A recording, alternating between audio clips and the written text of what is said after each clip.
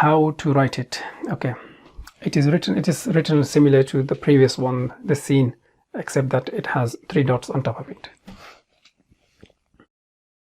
It is written like a cursive W beginning from the right on the line, followed by a large circular U written below it.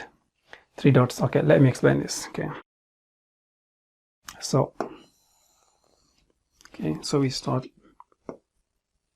above the line like W, but from the right, and followed by a circular U. Okay, that is below the line, and we have 3 dots. Okay, 3 dots. And if we write the other forms, that would be in the beginning, it would look like this. In the beginning of a word, it would look like this. In the middle of a word, it would look like this, and at the end of the word, it would look like this. Okay, and then you can connect them with each other. So that would be